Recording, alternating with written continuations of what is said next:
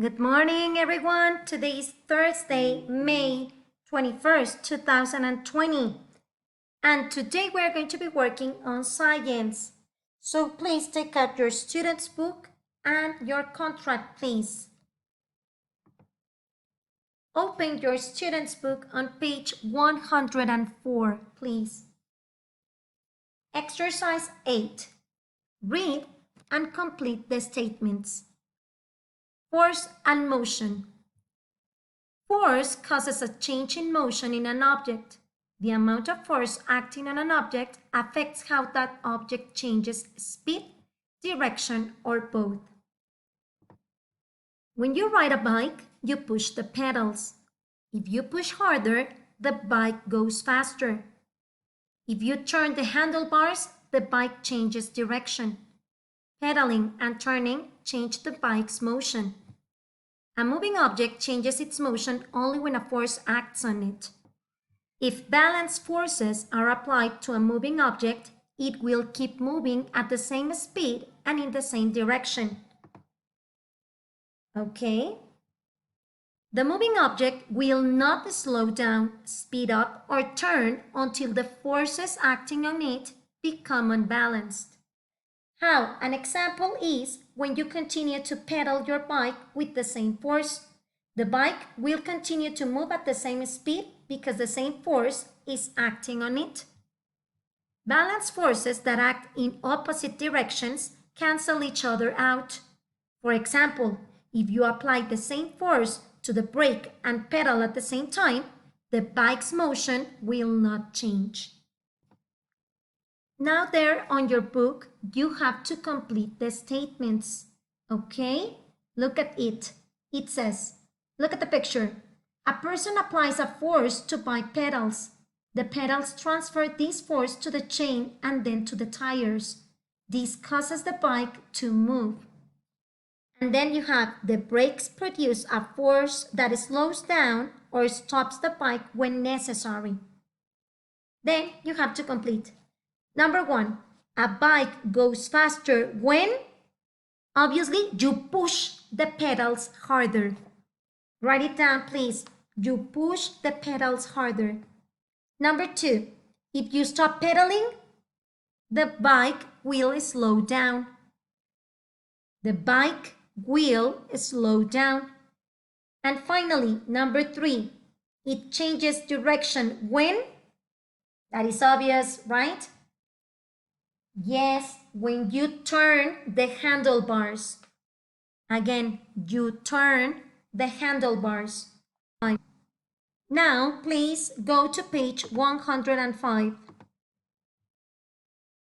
Number 10, read. Suppose half of the groceries are taken out of the cart. How will the force needed to push the cart change? Discuss with a partner. Okay, well, if the cart has less groceries inside, it's easier to push, right? Why? Because it's not that heavy anymore. Force and mass.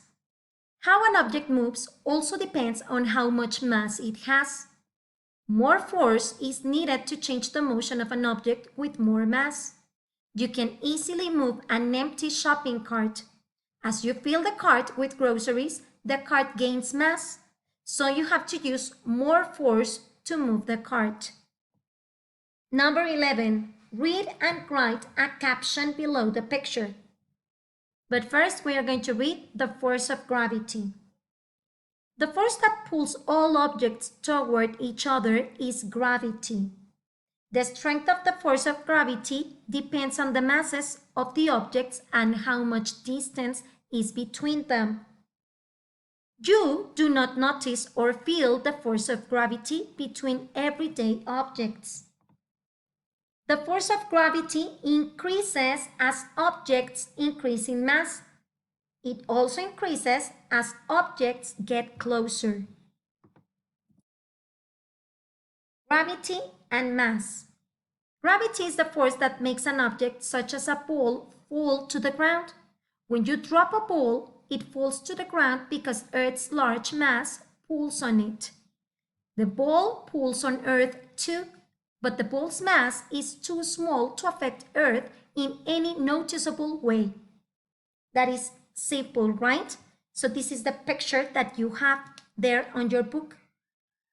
Gravity is the force that pulls the ball toward the ground when you drop it. This is the answer. Okay? The force of gravity is the one that pulls the ball. Mass and weight. Mass and weight are not the same thing. This is important. Mass and weight are not the same thing. Mass measures how much matter is in an object. Mass stays the same from one place to the next, but weight can change. For example, an object's weight is greater on Earth than it is on the Moon because Earth's mass is greater than the Moon's mass. But the object's mass is the same on Earth and on the Moon because the amount of matter does not change. On that page of your book, number 12, it says, read, which pole pictured does Earth attract more? Why? Discuss as a class. And there you have two pictures, children. Well, it's a picture with two different balls. One is a bowling ball, and the other one is a tennis ball.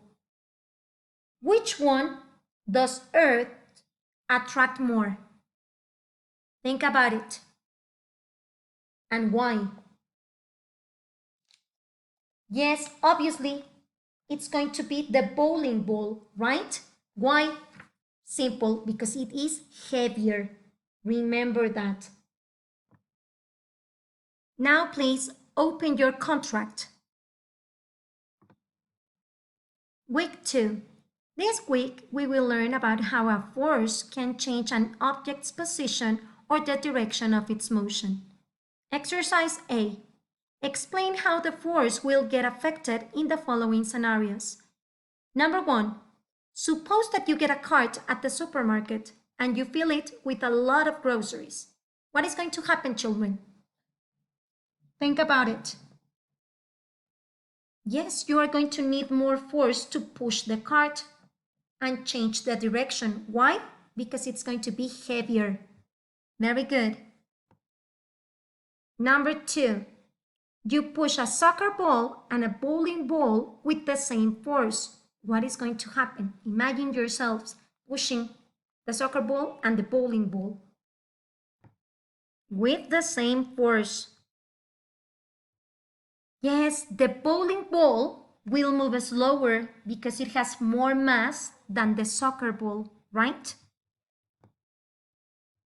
Number 3, you pedal your bike using the same force for 5 minutes. What is going to happen? Imagine that you are pedaling your bike with the same force 5 minutes. You are tired. What is going to happen? Yes, the bike is going to continue moving at the same speed because the same force is acting on it. Number 4, a train with 50 kilograms increases its cargo to 20 tons. It's a lot more weight on it. What is going to happen? Obviously, more force will be needed in order to move the train because the amount of weight, wow, it's much more, okay? Now, exercise B. Complete the diagram about how force is affected. How is the force affected? There are 5 ways. The first one, imagine that you're pedaling your bike. You have the same, if you apply the same force. Speed, right? Speed. Then, if I turn the handlebars, what is going to be affected? The direction, very good. Then, the amount of matter in the object. Yes, the mass. Then, this force that pulls objects toward the earth. Very good, excellent, the gravity. And finally, this thing that measures how strong the force of gravity is on an object. The weight. Very good. And on this part, please, you are going to go to the glossary on page 120. And there you're going to find the definitions of these concepts, okay? You have speed, you have direction, you have mass, you have gravity, and you have weight, okay? So please look for the definitions and write them here. I am not going to write them. So look for them, please. Very nice. Now, do you remember that yesterday we were answering the exercises together of social studies? And I told you that I was going to help you with the mind map, the one that you have on this bunch of exercises. Wait, give me a minute. Okay. Social studies. Here I have it. The Caribbean diet. The first thing, since the Columbian exchange, new influences continued to add to the region's diet. Foods from the native Taino and from Europe, Africa, and Asia have fused. The basic foods in the Greater Antilles include rice, beans, yams, peppers, plantains, and avocados. And finally, food served might include jerk chicken, fish, fried plantains, and a popular dish of rice and black-eyed peas. This is what you are going to do. You are going to type in the initials of your full name, the list number, the date, and then you are going to tell me what did you understand of today's topic of science, okay? Or what was the thing that you liked the most, or what you didn't know and now you know it. Yes, please. Thank you very much for your attention. And I love you. I miss you. It was awesome seeing your beautiful faces. And the next Wednesday, we are going to be taking our class by Google Meet. Okay? See you on Monday. Kisses for you. Bye.